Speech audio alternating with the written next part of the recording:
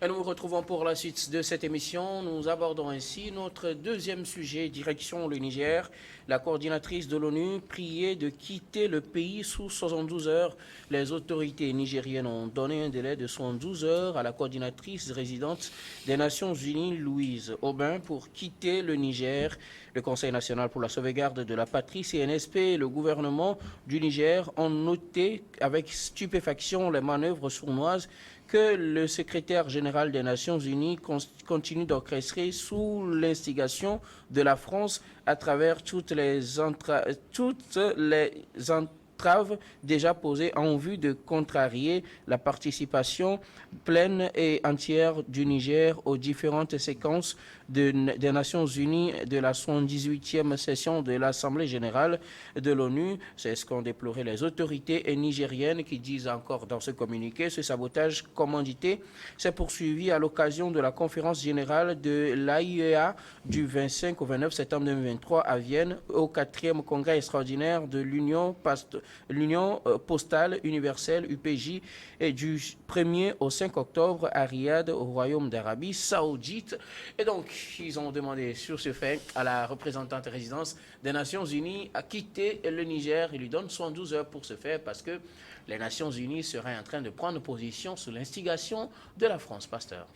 Oui, vous savez, les Nations Unies, l'Organisation des Nations Unies est toujours restée dans ce schéma des vainqueurs de la Seconde Guerre mondiale où c'est les vainqueurs qui sont toujours membres du Conseil de sécurité des Nations Unies, alors que ça a évolué. Nous avons, ça fait presque 60 ans, hein, ça fait presque 60 ans.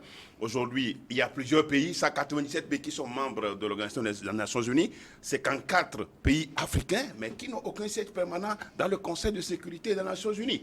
Et donc, avec cet esprit-là, on a l'impression que être membre des Nations Unies se limite à des personnes. Parce qu'aujourd'hui, c'est Bazoum. Hein. Bazoum ce n'est pas Bazoum qui a adhéré à l'Organisation des Nations Unies, mais c'est le Niger. Donc le Niger aujourd'hui a des autorités. Et je pense que leur refuser de participer à la session des Nations Unies n'était pas une bonne chose. Et ça s'est poursuivi à Vienne et à d'autres rencontres où le Niger n'avait pas sa place, où on demande que ça soit Bazoum qui représente le Niger.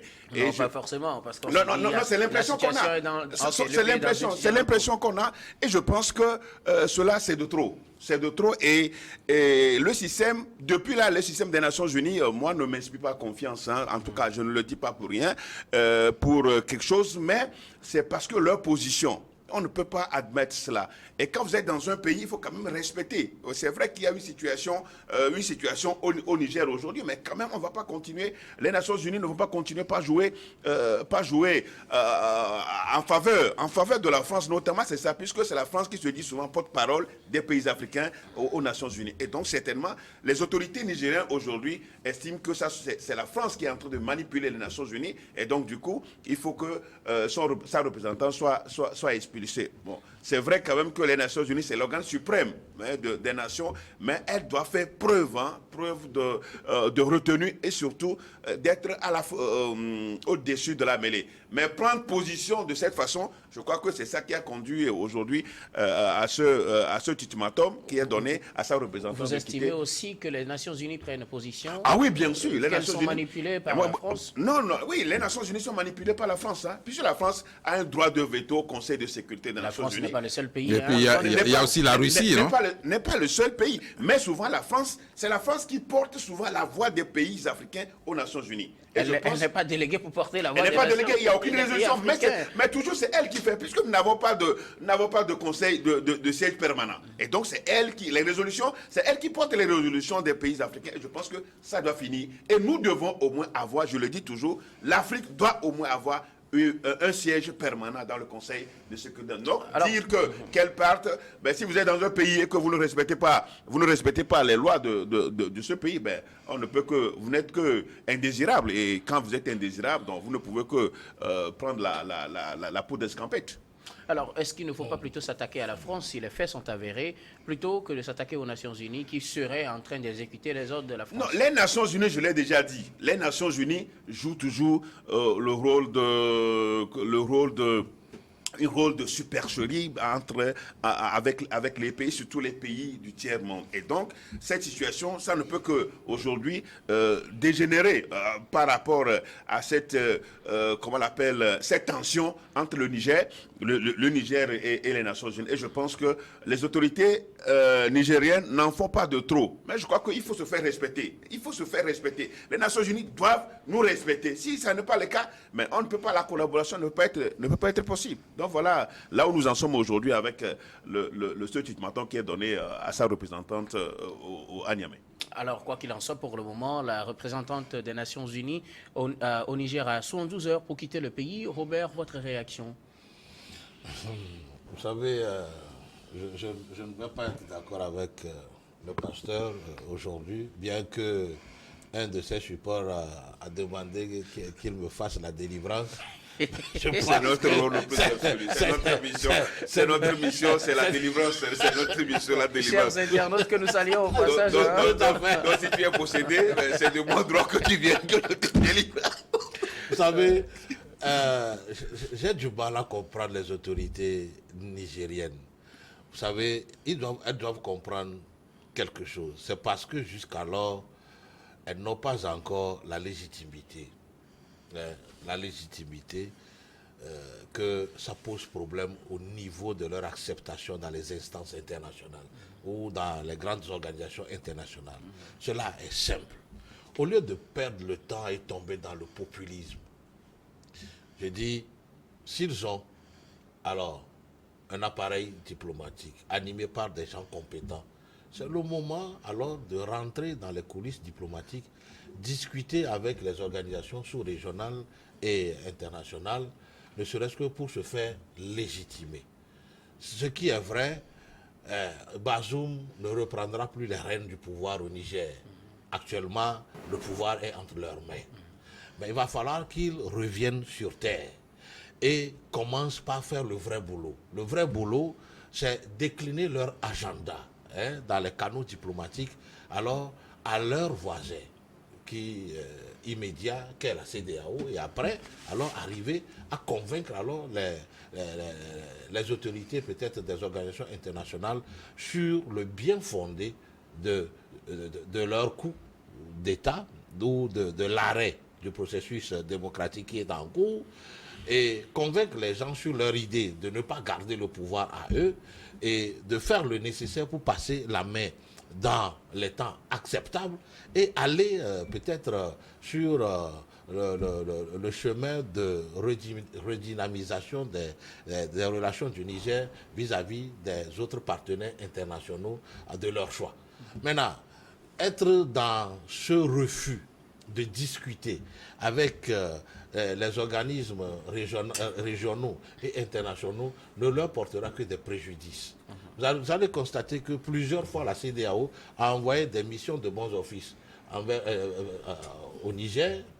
Beaucoup de ces délégations n'ont pas été reçues. Quelques-unes ont été reçues. Non, quelques-unes. Bon, moi, je ne suis pas dans le secret des dieux, je ne sais pas ce qui se fait aujourd'hui, sauf qu'une seule où voilà, les presse ont crié que c'est grâce à notre chef de l'État que voilà, cette délégation de la CEDEAO a été reçue. Je ne sais pas si aujourd'hui, underground, ok, des choses continuent, ça je ne sais pas. Mais je dis, au lieu de renvoyer cette secrétaire représentante ou coordonnatrice des actions de l'ONU au Niger, il vaut mieux alors discuter avec l'ONU et convaincre l'ONU sur l'urgence qu'il fallait mettre alors arrêt, qu'il fallait arrêter le processus en cours et refaire alors les choses comme ils le veulent, ne serait-ce que dans l'avantage des Nigériens que de continuer par faire des faux pas qui causent des préjudices, pas à eux, mais au peuple nigérien. C'est vrai qu'aujourd'hui, ils ont trouvé des canaux par lesquels faire venir les camions au Niger, par cette concurrence déloyale des pays de la sous-région africaine, la CEDEAO. C'est de l'économie, hein. Il est question de l'économie. Là, je ne refuse pas. C'est aussi par là, moi, je voudrais demander aux dirigeants de la CEDEAO de faire en sorte que les blocus les blocus imposés alors au secteur de l'économie soient enlevés pour que voilà le problème puisse se régler le problème puisse se régler diplomatiquement. Parce qu'aujourd'hui, vous savez, cette sanction qui pèse sur le Niger fait que voilà des pays voisins qui ont une histoire très longue avec le Niger ont des difficultés aujourd'hui avec ces autorités nigériennes et qui risquent alors de laisser peut-être le tissu social déchiré entre les peuples nigériens et les peuples béninois. Je veux aller très directement. Donc moi j'ai dit, il faut enlever ces blocus-là, discuter avec les nouvelles autorités nigériennes, qu'ils expliquent, qu'ils donnent alors leur agenda et que voilà, ils arrivent à convaincre les organisations sous-régionales et régionales, pourquoi pas internationales, pour que voilà, on puisse aller à l'essentiel. Voilà, que de chasser des gens, que de dire la France, puisque après la France, qu'est-ce qui va se passer? Moi j'ai dit, vous savez, prenons l'exemple du Japon. Le Japon a subi peut-être un bombardement sans précédent. Nous avons connu comment l'Occident a voulu détruire le Japon. Mais les Japonais n'ont pas crié comme nous le faisons aujourd'hui. Ils ont reconstruit le Japon. Le Japon aujourd'hui est une puissance économique mondiale, ça on le sait. Quand on prend la Chine, la révolution chinoise ne s'est pas faite sur les réseaux sociaux, ni dans tout ce que nous faisons aujourd'hui. En ce temps, il n'y avait même pas de réseaux sociaux. Mais nous n'avons pas besoin de crier sur tous les toits, voilà. Allons, posons les actes. Prenons les secteurs par lesquels nous pouvons alors nous affirmer devant la face du monde que, voilà, de faire perdre le temps et tout. Donc, moi, j'invite les autorités nigériennes à emprunter plutôt la voie diplomatique, alors pour se faire accepter sur le plan international et le problème ne se posera plus. Alors, Emmanuel Vivien Tomi, vous, quelle est votre réaction suite à ce communiqué des militaires au pouvoir au Niger qui demandent à la représentante résidente des Nations Unies de quitter le pays dans 72 heures? Le Niger est un pays souverain. Et en tant que tel, le Niger peut recuser un ambassadeur, un représentant. Le Niger peut dire, nous demandons à tel pays et à telle chancellerie de nous changer son représentant auprès de nous. Le Niger peut demander à l'ONU de changer la dame qui la représente là-bas au pays. Mais en même temps, on peut se poser la question de savoir jusqu'où ira le Niger. Après avoir chassé la France, on veut chasser les Nations Unies aussi. Parce que quand vous écoutez le communiqué, ce n'est pas tant la personne de la représentante qu'on demande de partir. Ce n'est pas à elle qu'on demande de partir. Ce n'est pas pour un remplacement. Voilà, ce n'est pas pour un remplacement. On demande juste que cette chef de l'institution au Niger quitte le pays. C'est très grave. C'est l'institution. On demande à l'institution d'ouvrir une sorte de vacances ou de congé et dans des thèmes qui ne sont pas clairs. En diplomatie, il faut faire attention. Les mots ont leur sens. Alors aujourd'hui, vous pouvez demander à l'ONU de remplacer sa représentante auprès du Niger. Vous pouvez demander à l'ONU de suspendre les activités de sa représentante pour un temps, le moment qu'on discute de certains sujets, mais demander et donner un délai de départ, comme on a donné le délai à la France, je pense que ce n'est pas très bien. Et que les Africains acceptent qu'on se dise la vérité. Ce n'est pas comme ça qu'on fait la politique. Prenez l'exemple de certains pays qui ont connu plus de problèmes que le Niger. Est-ce que le Niger est un pays riche? Oui. Dans le sous-sol, le Niger est un pays riche. Mais sur le terrain, est-ce que les citoyens nigériens arrivent à manger à leur faim dans la grande majorité? Non. En cela, la population nigérienne est pauvre, malgré toutes les richesses du sous-sol dont dispose le Niger, en commençant par l'uranium et les autres découvertes qu'il y a eu tout récemment. Alors aujourd'hui, la junte est en train d'aller trop loin dans sa besogne, dans ses efforts de populisme et de recherche de populisme et de popularité. Il ne faut pas suivre la foule quand on est un leader. Si tant est que, après le putsch, la junte est sûre de la mission qui l'a amené à faire ce coup d'État, il faut juste ouvrir des couloirs diplomatiques, discuter, s'entendre. Il y a un proverbe africain qui dit, c'est l'enfant qui n'est pas très sage qui dit, je vais attacher l'eau avec la corde. On n'attache pas l'eau. C'est-à-dire, il faut reconnaître ses limites. Quand on est un pays, on peut être souverain n'importe comment, ben, on ne ferme pas ses portes à l'extérieur et surtout pas aux Nations Unies. Parce que quand vous aurez des problèmes, vous aurez besoin des Nations Unies, ne serait-ce que dans le domaine humanitaire. Prenez les pays comme Afghanistan, Pakistan. Aujourd'hui, en Afghanistan, l'ONU est en train de s'activer après le tremblement de terre. Aucun pays ne peut vivre en autarcie. Et cela, il faut que les jeunes poutistes comprennent ce langage-là. Ensuite, je m'inquiète pour les discours qui sont tenus par les régimes de coup d'État. Prenez le cas du Burkina Faso pour extrapoler un peu, où on dit, écoutez, il n'y a pas de place pour un coup d'État. Mais vous êtes venu par coup d'État. Mais justement, vous êtes venu par coup d'État. Et vous dites, il n'y a pas de place pour le coup d'État, on va arrêter un officier, on le tue, et après on donne des explications. Ça n'a pas de sens. Vous êtes venu pour balayer la maison, comme le disait le général Robert Guéhi. Mais écoutez, balayez la maison et foutez la paix au peuple.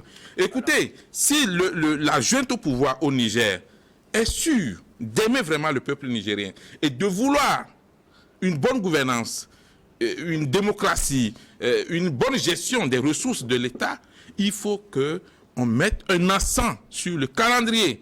Nous sommes là juste pour tel moment, nous allons organiser les élections et nous allons partir. Nous ne serons pas candidats. Mais quand on est là à chasser la France... On ne parle pas de la pré-transition. Voilà. On parle d'abord de la transition voilà. et des représentations internationales. Aujourd'hui, M. Bazoum n'est toujours pas libéré. M. Bazoum n'a toujours pas signé. Et aujourd'hui, c'est ça qui justifie le départ aujourd'hui, vous voulez que les Nations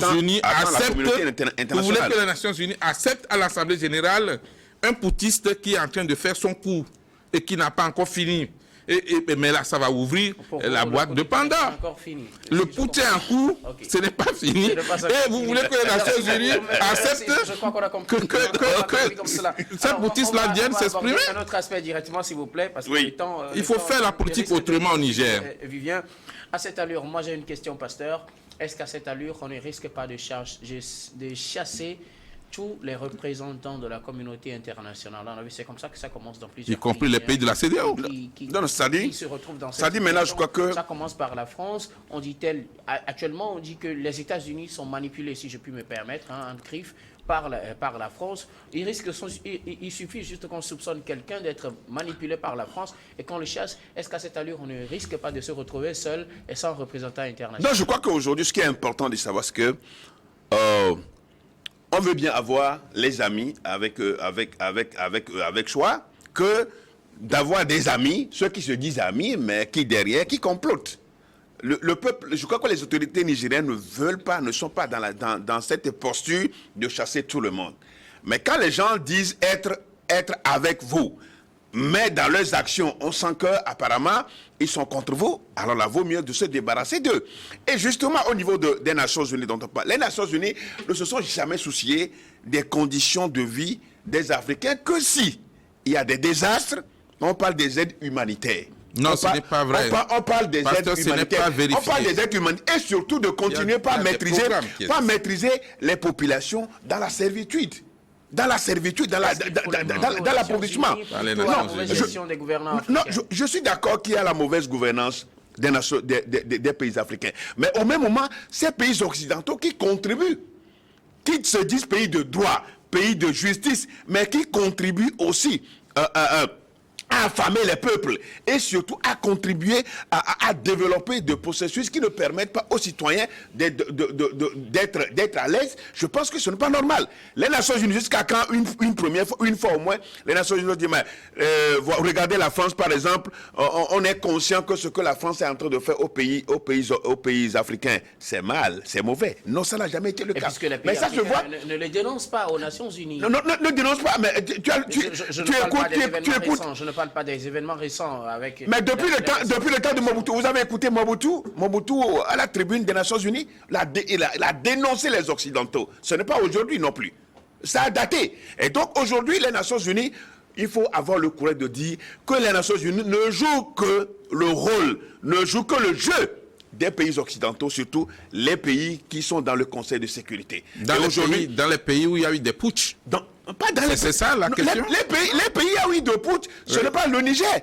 Mais vous prenez le Tchad aujourd'hui, on est conscient que le Tchad aujourd'hui, qui est toujours sous-jeté par la communauté internationale, il y a un coup d'État. Le président est venu par un coup d'État. On le sait très bien. Mais pourquoi ne pas le faire pour les autres pays? Parce qu'on estime que Bazoum est le chef d'État le mieux organisé selon Macron et autres. Donc aujourd'hui, la situation est claire. Les Nations Unies doivent revoir leur façon d'agir.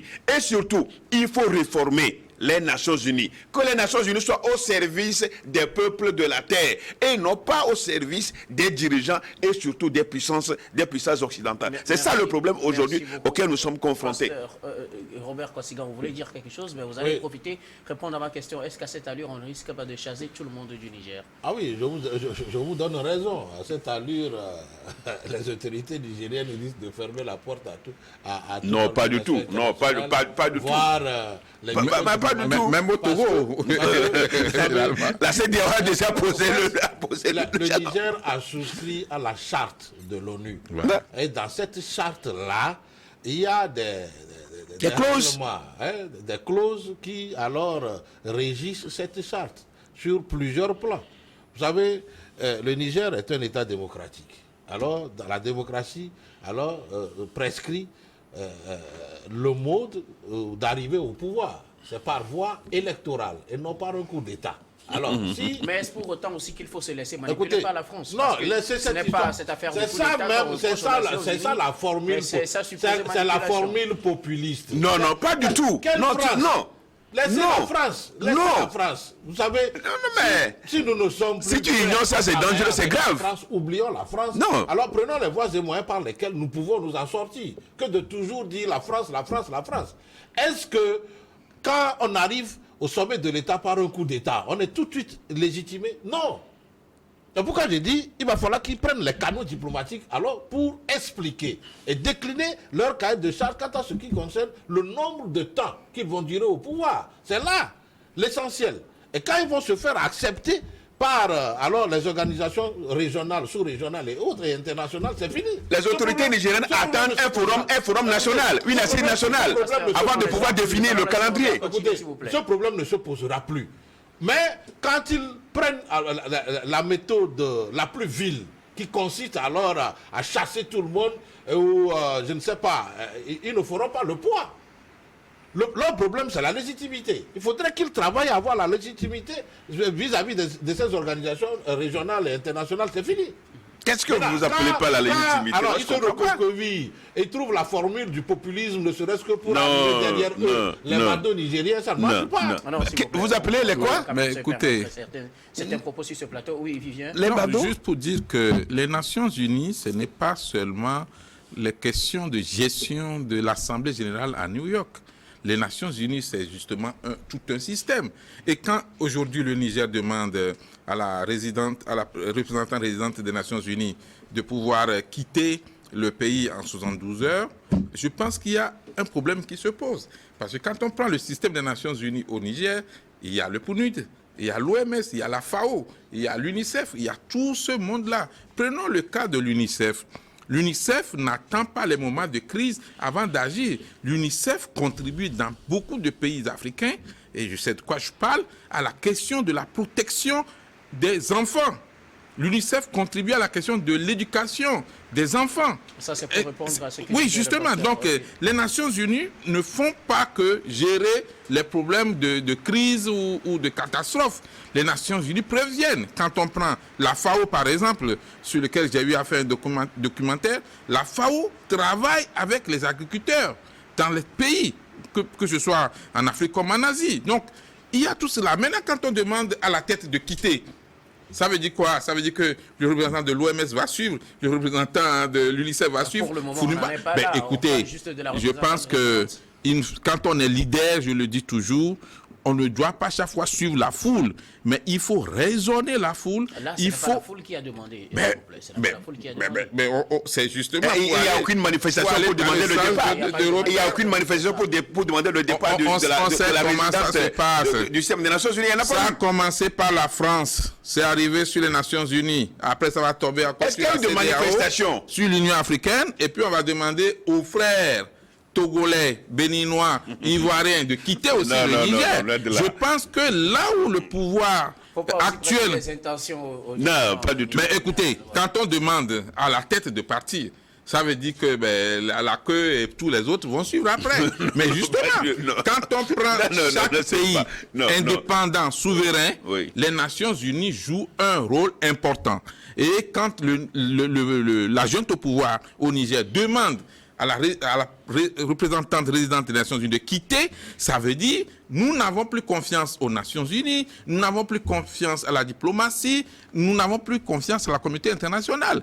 Et vous avez vu la réaction des États-Unis après le départ de la France. On pensait que les États-Unis soutenaient un peu le nouveau régime, mais quand les États-Unis ont dit la vérité, les États-Unis ont été plus que clairs. Il y a eu coup d'État, il n'y a pas d'autre... Il n'y a pas de sait plus. Oui, mais il fallait attendre. Ils sont les derniers à se prononcer là-dessus. Et puis la suspension de certaines aides de 60 ans. Aide de 60 ans. Aujourd'hui, l'aide de 60 ans. Aujourd'hui, le Niger qui a accepté d'adhérer aux Nations Unies connaît le mécanisme qu'il faut utiliser quand il y a des problèmes. Aujourd'hui, je voudrais bien que la junte au pouvoir écrive au secrétaire général des Nations Unies pour lui dire, voici, comme ça a été dit dans le communiqué, nous reprochons ceci, ceci, ceci, et nous demandons ceci. Ça, par exemple... c'est ce qui est fait. Écoutez, il ne s'agit pas de dire d'abord, nous demandons à la représentante de quitter, parce que nous n'étions pas acceptés à l'Assemblée générale des Nations Unies. Nous n'étions pas ici. Aujourd'hui, la junte au pouvoir au Niger doit juste dresser un calendrier pour dire nous allons organiser les élections dans tel temps, nous allons laisser le pouvoir aux civils, nous voulons juste balayer la maison. Quand nous aurons fini de balayer la maison, nous allons partir. Mais si vous venez et vous voulez finalement rester au pouvoir, puis faire ce que vous voulez, je pense que les Nations Unies aussi vont avoir peur de vous donner la parole à leur tribune. Merci. Le coup d'État n'est pas démocratique. Merci beaucoup, Emmanuel Vivien Tomi. Le temps est contre. Nous allons marquer la pause pour le journal, puis on reviendra pour la suite de cette émission. Le troisième sujet concerne aussi le Niger, donc vous aurez le temps de rebondir tout à l'heure. Nous marquons la pause, puis on vous retrouve juste après.